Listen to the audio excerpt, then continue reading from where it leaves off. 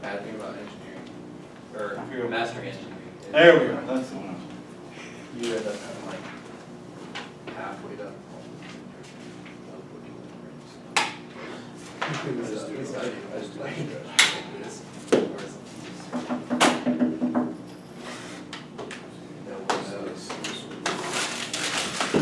So what's the problem with mastering?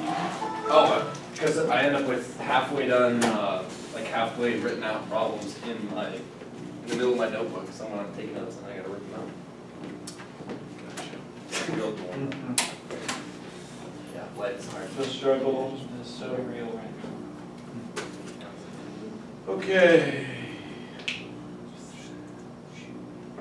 Wait, I don't know what you figured. Yeah. What? Just right now. Just All right, cut so I it off. guess, gotta back that. It's time. That was beautiful. that was the exam is finished alarm for my last class. That's what that was. Oh. You see it sneeze a couple times.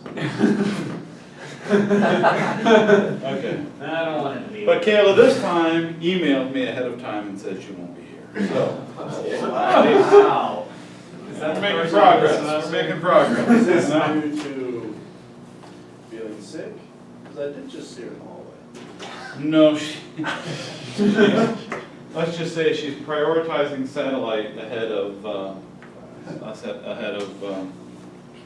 strength materials class. It's all right. I'll tell her Mark will take all the notes for her and she can get them from you. Sure. Let's go with that. Okay. So we are finishing up chapter 10, which was on plane strain, right? So we did plane strain, we did more circles for plane strain, and now the last section here is talking about how we actually measure strain. Because it turns out we talked about plane stress, but you can't measure stress, right? You can't really measure stress in a component, especially at a point. Right? If I gave you a tank and said, here, measure the stress in the tank, you can't measure the stress in the tank. But you can measure the strain. You know, think of it as, like I said before, rubber band is always a good example, right? So if I have a tank that's made out of rubber, we call it a balloon, right? And I inflate the balloon, you can't tell me how much stress is in the balloon, but you can tell me how much the balloon has stretched, right? So you can measure strain, but you can't really, you know, I could put little marks, I could put 2 marks on the balloon, and then blow up the balloon, and those marks will move further apart. I can measure the strain on the balloon, right? But I can't measure the stress. I can't directly measure the stress and the load in the balloon. So we're going to talk a little bit then about measuring strain and how we can use those strain measurements to get at the stress in the part. So first of all, when we talked about plane strain, we had epsilons of x, epsilons of y, and gamma xy, right? That was our plane strain condition.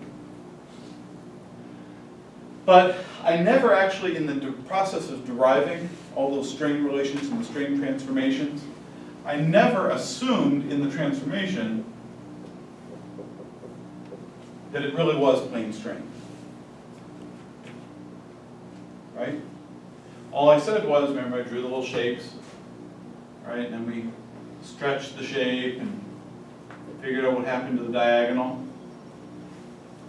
right? And we said that EX contributes a stretch to the diagonal, and EY contributes a stretch to the diagonal, a strain in the diagonal, and even gamma XY contributed a strain in the diagonal. Well, it turns out, if there had been a strain in the Z direction, it also would have stretched the diagonal, but we just didn't pay any attention to it. Right? We assumed epsilon Z was 0, but the relationships we derived for EX and EY were not dependent on the fact that EZ equals 0. Right? You with me there? So we figured out what the components of X, Y, and gamma were that would contribute to a new strain in the some or the other orientation. So we had some orientation A, at which we know the strain to be we have EX cosine squared theta sub A plus epsilon Y sine squared theta sub A plus gamma XY sine theta sub A cosine theta sub A. Right, so we had that expression. So if I rotate from XY to some angle A, so I have a system X and Y, and I want to rotate to some coordinate system here, X sub A, Y sub A, by rotating my theta sub A. Right? That's what we did with the plane string. Okay. And I could have another angle, B, that maybe comes off over here. I'll get a different color.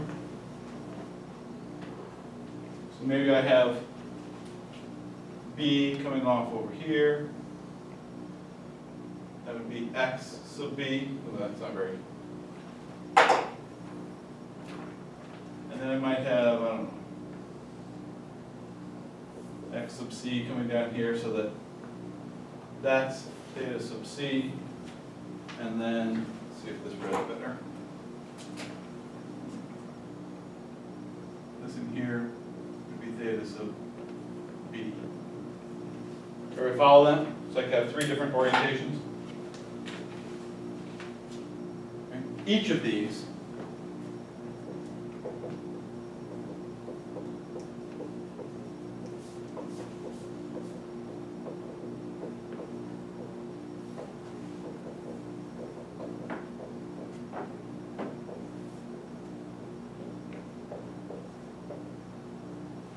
each of those would give me a different strain. And then I would have another one for C. Right? So I could get an expression for the strain. If I have this strain condition in X and Y, I could get an expression for each of these three directions using that X and Y that I had and the angles for those three directions. Right? So now, what happens if I know A, B, and C, and all the thetas, and I want to get back to finding X and Y? So in other words, if my thetas are known,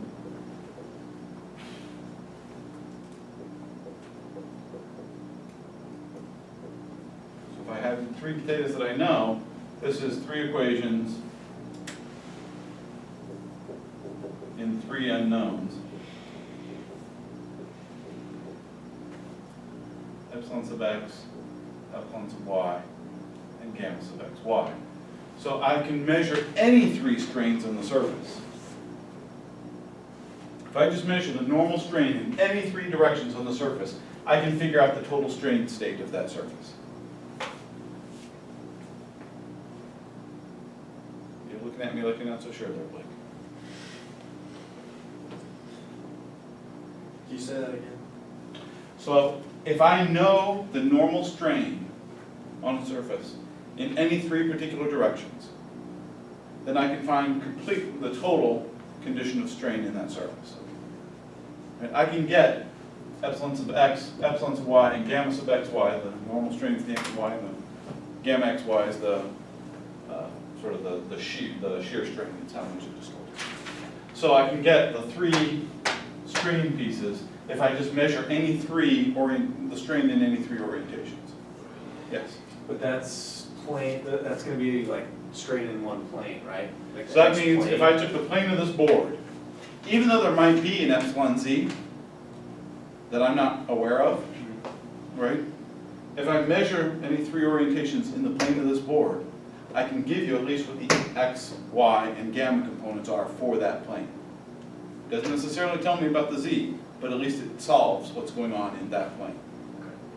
Now, you're not finding it like at a specific spot, you're finding it. Well, we're finding it at a specific spot, but in that plane. In Okay. other words, I would measure, these are all measured at that location. Right?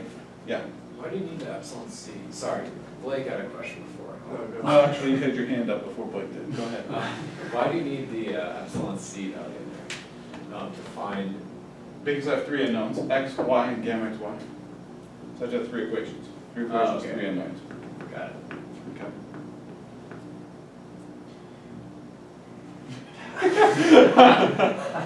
He has to take a breath for this one. Is this, Wow. would this be related at all to just the idea of like more circles? No, we're just doing it in terms of measuring strain. We're trying to figure out how can I physically measure the strain. Okay, okay, We talked about the Moore circles. We have this x, y, and gamma piece yeah, in the thing. But how do I measure that?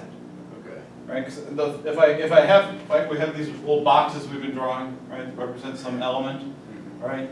If I could see that box distort into that box, I could measure x, y, and z, right? But I would have to visually see that box distort.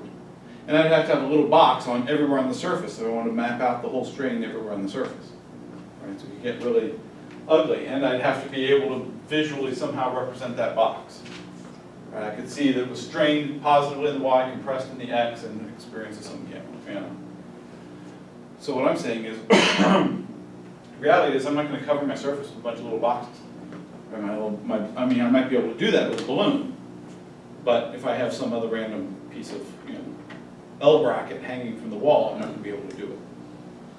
Right? Particularly because I'm not going to visually be able to see that much distortion.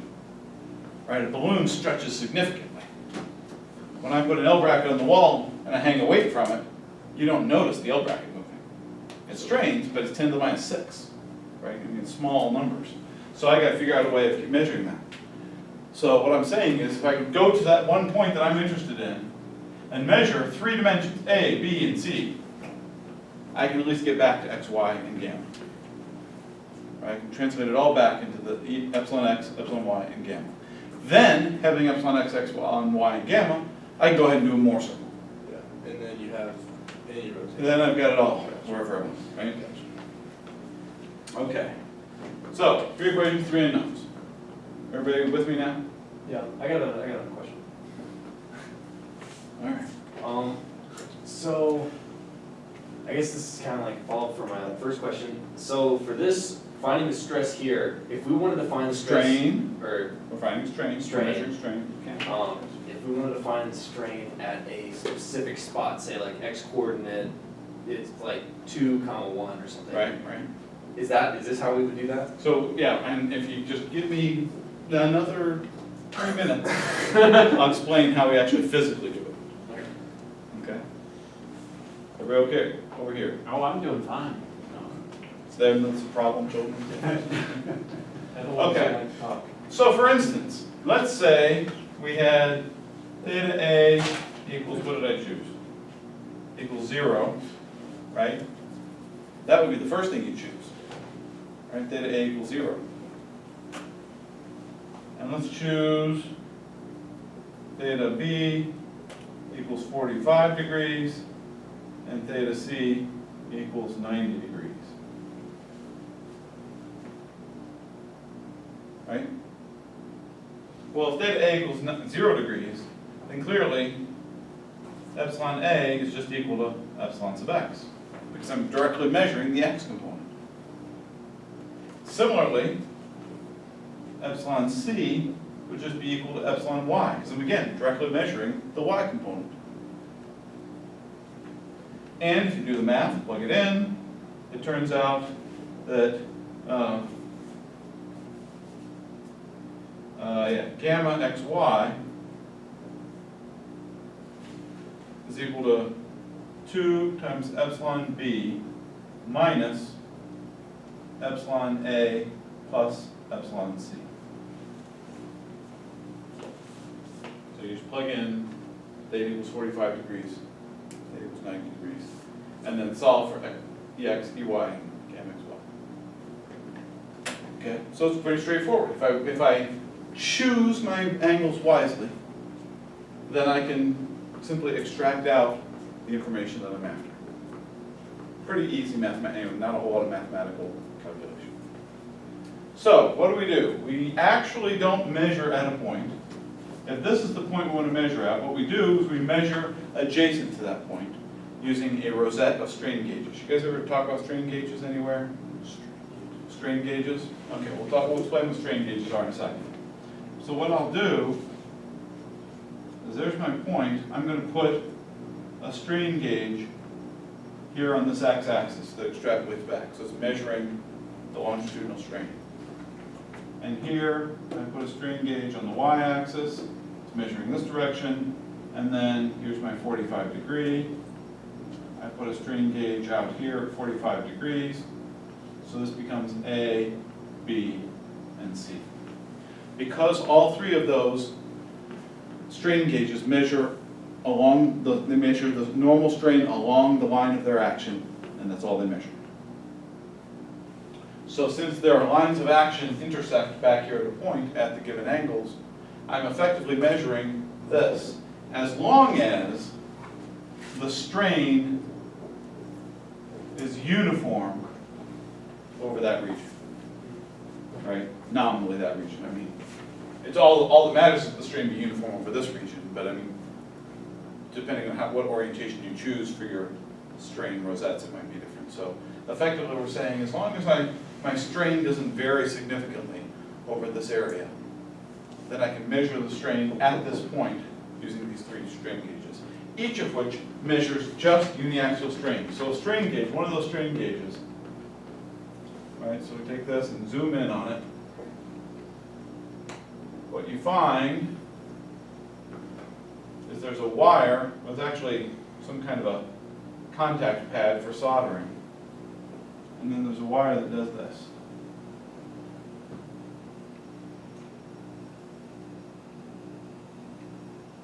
If these are resistive strain gauges. They're also capacitive strain gauges as well. And I'm sure you're perfectly aware of what this looks like, but now that I've gotten this far, I've got to finish the drawing.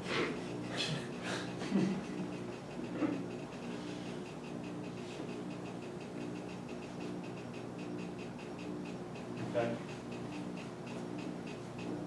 So there's a big long wire wrapping around one of them things.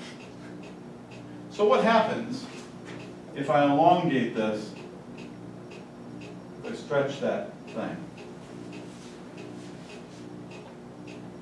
If I stretch it, I'm going to pull on that wire, right? And if I pull on the wire, I'm also going to slightly decrease its cross-sectional area, right? Because it has a Poisson's ratio. It's going to neck. The resistance of that wire is equal to rho L over A. When I pull on that thing in that direction, L increases, A decreases, my resistance increases. Make sense? So these things, if I know rho, and I know what L and A are to begin with, then I can measure, I can determine how much of a change in resistance I get for a given elongation in this direction. Okay. The reason we wrap it back and forth is so that a little bit of stretch in this direction goes a long way in changing the length. Okay. This thing is then glued, for all intents and purposes, to the surface. And in fact, in the old days, these were actually made out of wire, wrapped wire. Now it's photolithographically deposited just like a circuit board would be, a PCB. Right, so you print the wire onto a piece of flexible plastic, and then you glue that plastic. In fact, all three of these are typically going to be printed onto the same piece of plastic with an intersection point right there. So that we see, so that we just glue this one thing down and it's measuring the strain at that point. Yeah? So you said that the strain needs to be somewhat like similar over that area. Right. What would cause a So if that, a dissimilar strain? Yeah. If I've stuck that thing, The corner or something? yeah, so if I've got a member that looks like this, if I stick that thing out here, I'm good. If I stick that thing right here, not so much. Okay. So it's more like a change in shape or? Right, because there's a stress concentration here that causes a dramatic change in the local, significant variation in local strain distribution. Okay, so this would not be good there. Okay. Unless you can make it really small. If you can make it really small, well, then maybe that's okay. Because you're essentially measuring the average properties over that strain rosette that you're measuring with you. Okay, so you don't care so much if it's different from here to here, as long as you're willing to live with the fact that you're getting an average over this whole region. Okay. Yeah. What, so if we're measuring strain with this gauge, what are we gaining from that? Because once you have measurable strain, isn't pretty much whatever member you have? No, these things measure elastic strains. I mean, it takes very little, it doesn't take much. These, you guys know what a Wheatstone bridge is from circuit? Did you ever talk about a Wheatstone bridge in circuits? You're kidding me. He goes through circuits and doesn't talk about a Wheatstone bridge? I mean, no, seriously, you didn't cover that? This is a Wheatstone bridge. Maybe you did. Circuits was my favorite,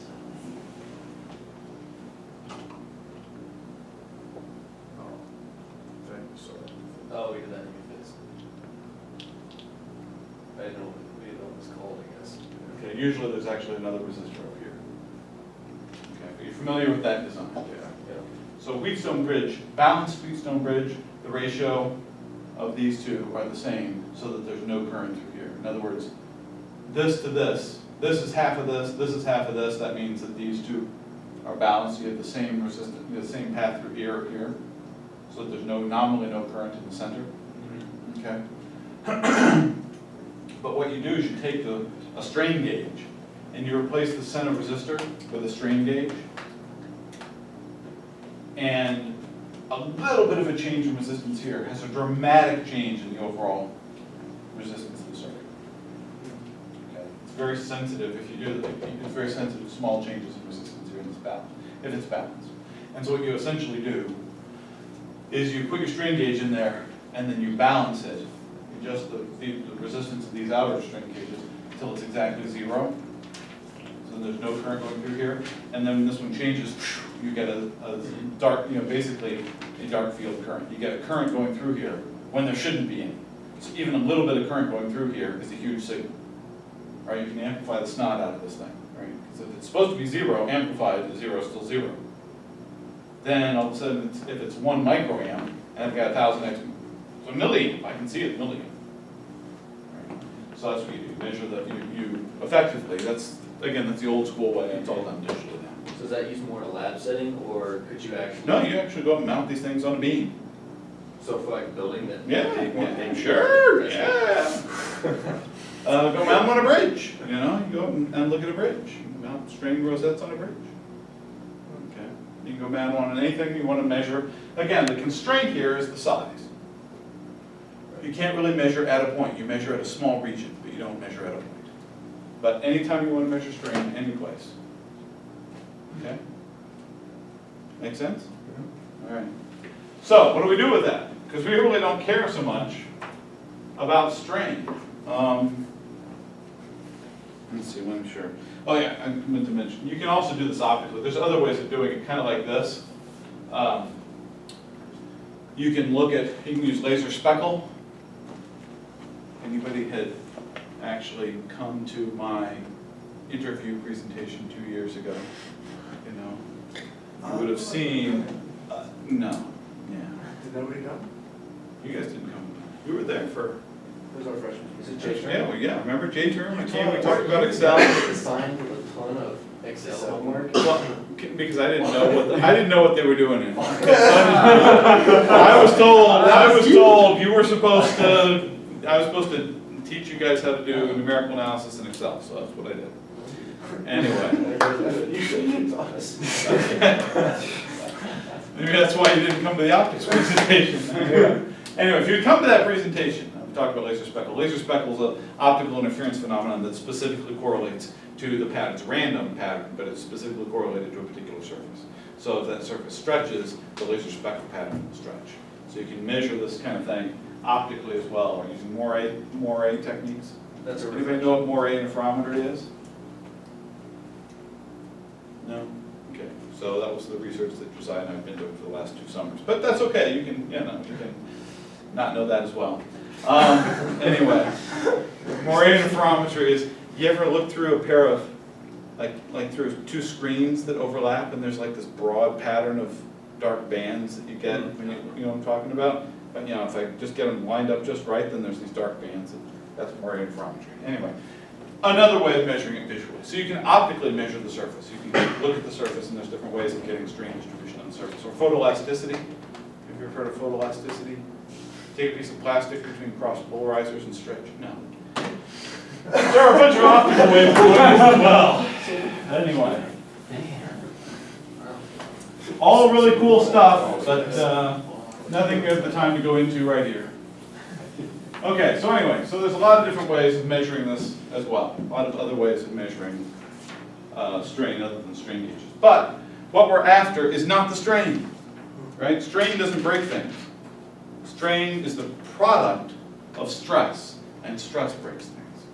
So we need to be able to relate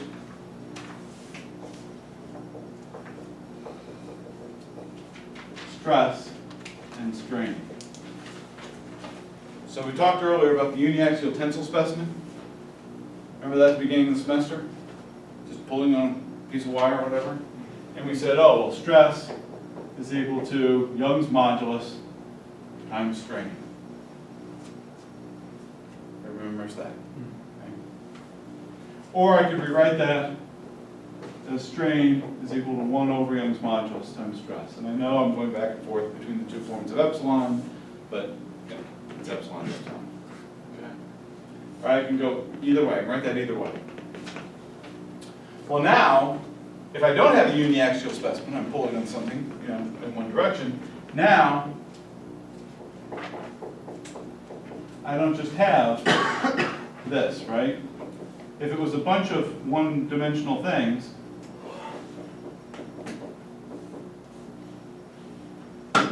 I could write it like this. Right? If there was no Poisson contraction, I pull on something, it pulls in that direction. I pull it this way, it pulls that way. But we know there's Poisson contraction.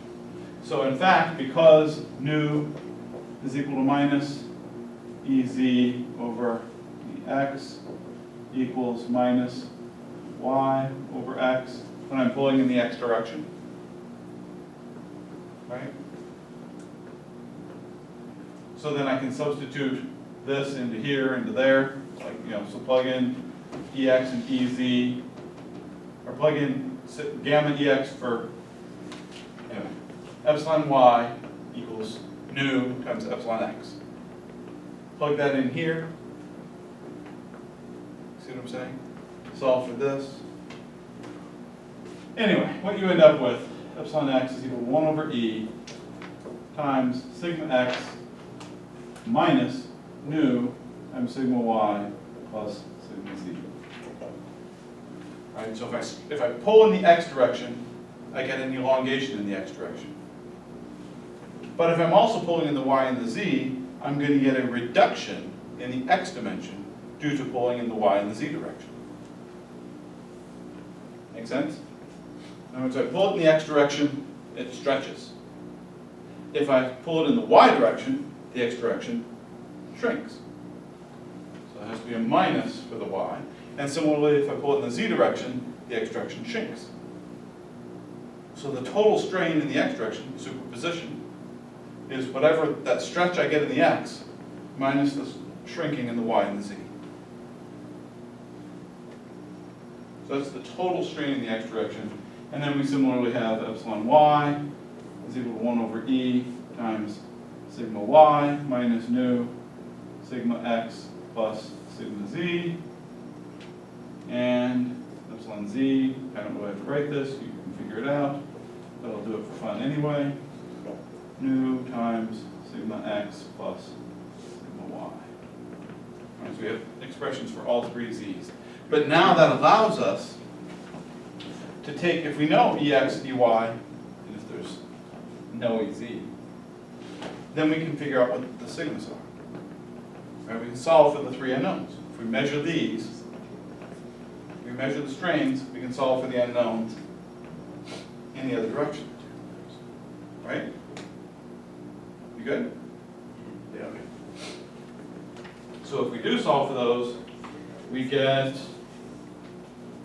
sigma x. I know, I'll get out of the way in a minute. These are in your book if you really need them. 1 minus nu squared times, oh no, sorry. Skipping ahead. E over 1 plus nu times 1 plus 2 nu times 1 minus nu times e sub x plus nu times epsilon y plus epsilon z. Right. And then the same thing, for the y and z directions.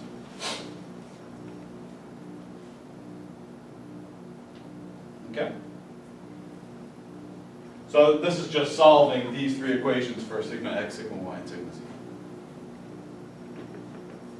Okay, it's a lot of ugliness in terms of the algebra, but if we can measure x, y, and z, and we know we know the constants, then we can come back and figure out what the stresses are in the material at that point. And the stress is what causes it to fail, so that's what we really care about. So once we measure, then we can go backwards. Now what we're measuring here is on the surface. Right, all this stuff that I just talked about here was all on the surface. Whether we're sticking a strain gauge on there or using it optically, we're still measuring it on the surface. What do we know about the stress state of the surface?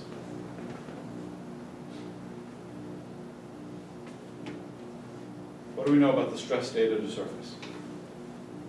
And the stress state of the surface is that the maximum amount of strain happens on the surface. It depends. That's not necessarily what it is. But we do know something about the stress on the surface. What state of stress do we have on a surface? We've really only talked about one particular state of stress. Plane stress, very good.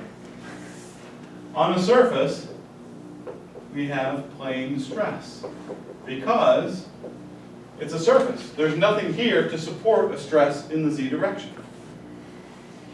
So there can't be a gamma or a sigma z, and there also can't be a tau xz or a tau yz, right? Because there's no way to support anything in the z direction. There's nothing here to support that stress. So on the surface, we have plane stress. So if we have a state of plane stress on the left-hand side here, I just have x and y, there is no z. So these equations simplify. So if it's plane stress, then 1 over e times sigma x minus nu sigma y, epsilon y equals 1 over e sigma y minus nu sigma x, but always in gamma xy is equal to 1 over g tau xy. That was one we just had from before. Right? There's no shear, there's no Poisson in shear. Right? Poisson's contraction only occurs in normal stresses. So this is still the case.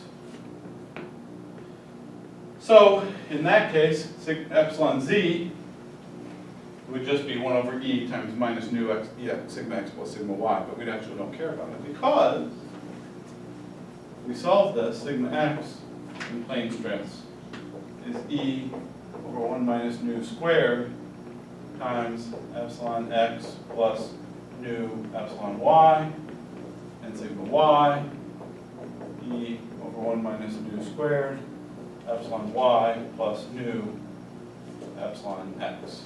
So now we can get, and then similarly, tau xy is just equal to g times gamma xy.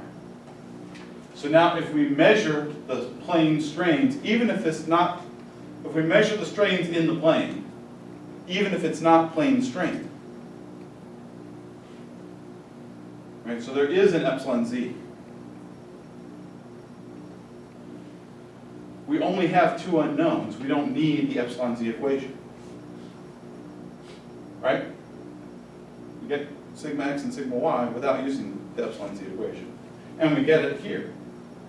So if we have a surface, which is the only place we can measure strain anyway, and we measure epsilon x, epsilon y, and gamma xy on that surface, we can completely define the state of plane stress that exists on that surface.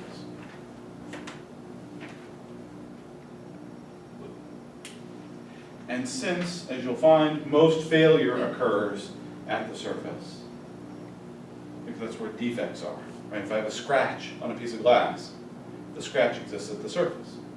So I'm most concerned about the stresses in the surface because that's where that scratch is going to be activated. We'll talk about that more in material science. But anyway, so what that allows us to do then is measure the strain on the surface using one of these rosettes. We get our x, y, and gamma components. We can take those x, y, and gamma and convert them here. There's a couple other key relationships that we have to know that can be derived from all of this. The first is that G is actually related to E in nu. E over 2 times 1 plus nu.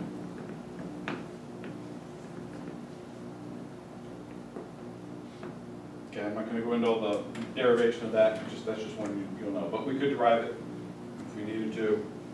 And finally, the last thing is, there's one unique stress state in which a surface of an object is actually not plane stress.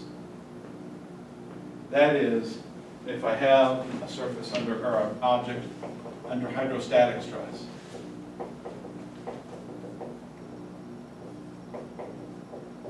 That is, I take that surface and take it to the bottom of the ocean. I take a chunk of something and put it in the bottom of the ocean. Now there is something to support a stress in the z direction. There's water there, right, pushing in on it. Okay. Technically speaking, you know, the object sitting here in the air also has a stress in the z direction, but it's atmospheric stress. Atmospheric pressure would be the stress, is really small compared to the megapascals of stress that we're talking about in here, right? Atmospheric pressure is 0.1 megapascals. So normally we just consider it to be 0 by comparison. But in case of hydrostatic stress, we put it in a pressure chamber, really crack up the stress, or take it to the bottom of the ocean. Now we have a hydrostatic stress, which is equal to the pressure. And so we talk about pressure equals K times E, where E in this case is the volumetric strain.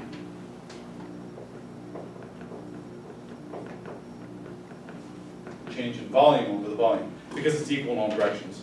So we don't keep track of delta L in any particular direction, we keep track of the total strain. And in that case, K is called the bulk modulus.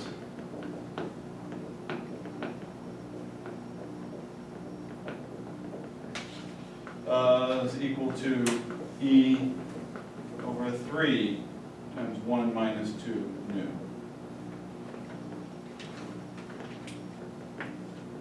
Okay, so those are the only two. This relationship, I guess I should put a K in there.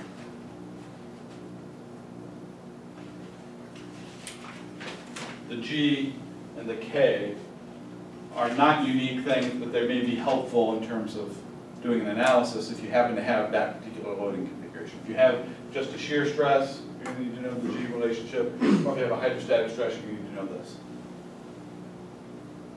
Okay? So, otherwise, we're just working from, essentially from these relationships for the front surface. We use the rosettes, we turn them into an x, y, and theta, x, y, turn them into an x, y coordinate system, take that x, y coordinate system, turn it into sigma x, y, and tau x, y. And then take that and find the principal stresses. So we can find out what maximum stresses are. You can use a Moore circle or whatever you want for the principal stresses. Okay, so it's a three-step process. Measure the stress using the rosette, convert that stress into an x and a y, because that makes it a four-step process. Convert that epsilon xy into a sigma xy, and then find your principal stresses off of that. Okay?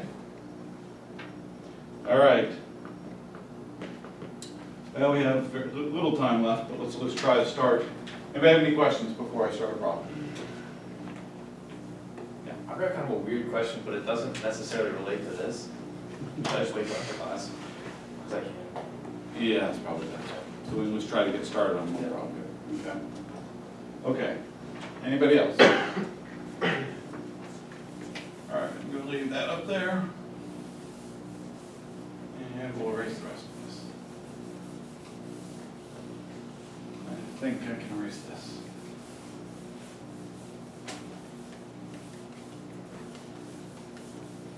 Okay.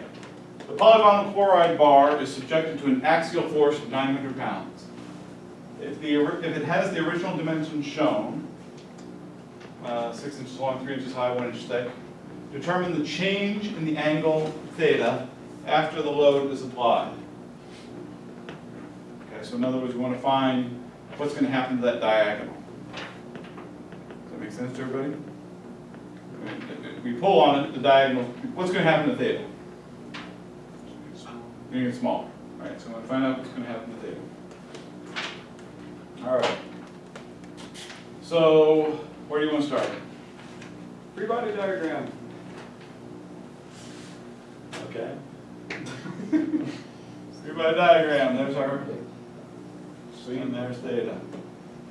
And we have this pulling force on each end, which is 900 pounds.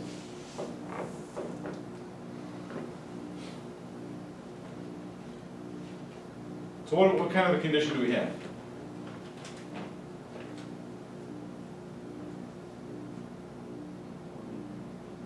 What kind of a loading condition is this? Axial load. Yeah, uniaxial load. Right, we're just pulling it in one direction. So what's it going to look like after I'm done pulling? Thinner and longer. So it's going to do this.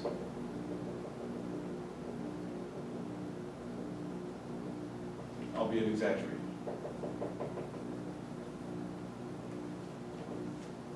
And I'm going to have a theta prime.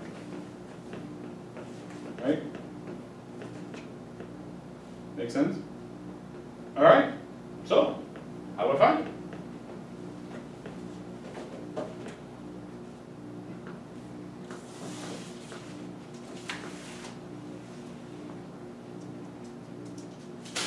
What do? You stare at me for another 4 minutes until class is over. Sometimes that helps. One of these days, we could give you these problems as like extra, incentivize you to. Incentives. I think it's a good idea. Can we just use the stress equals Young's modulus times strain to find our normal strain? So what you're saying is,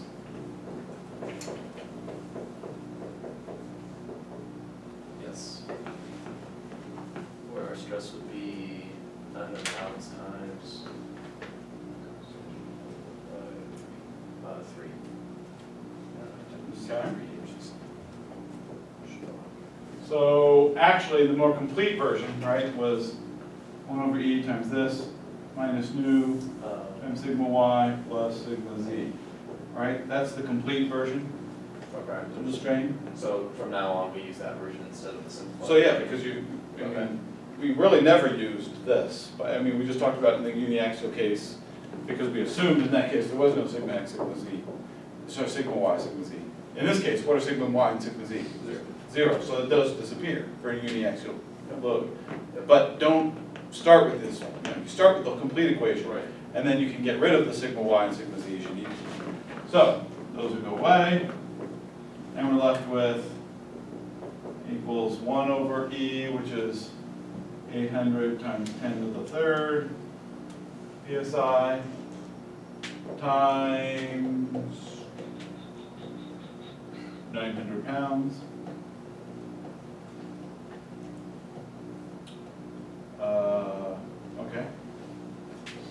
like that.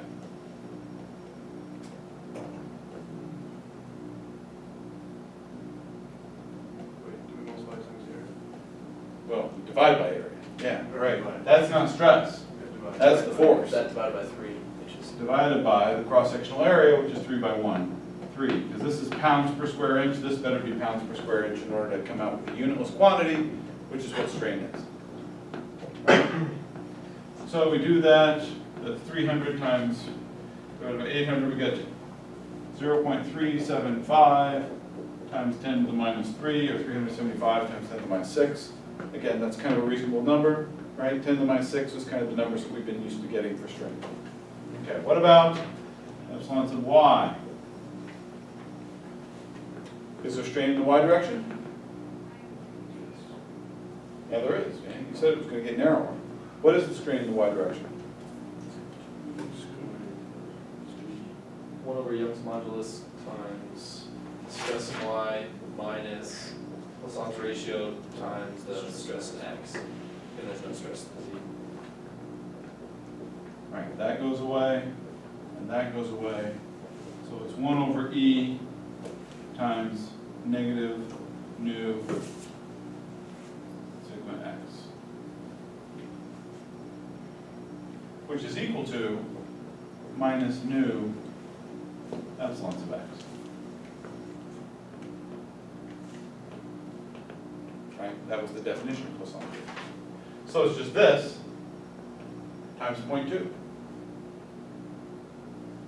Right? You see that? So that means it's going to be 0.075 times 10 to the minus 3. But it's negative because it's contracting. Right? Okay, anything else we need? Change our gamma. Our gamma. Do we have a gamma? What's our? Actually, I'll leave these other ones up there, but anyway. Gamma is just related to tau. If we don't have a shear stress, we don't have a shear strain. Well, but there would be a strain in the z direction. Right, but that's not going to affect our angle. No. Okay. So now we just say, okay, well then what's this dimension? The new dimension, right? It was 3 before. Now, this is 3 times 1 minus 75 times 10 to the minus 6.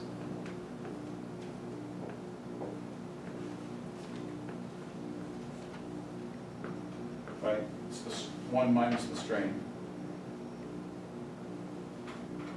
Right? Or you have 3 minus 3 times 10 to the minus whatever.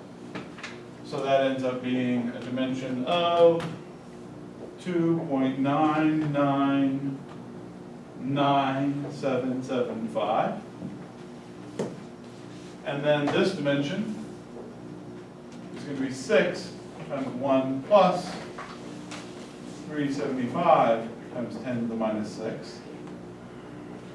And that equals 6.00225 inches. You see how small the changes are in these numbers? They are really, really small. So theta prime equals the inverse tangent of 2.999775 divided by 6.00225.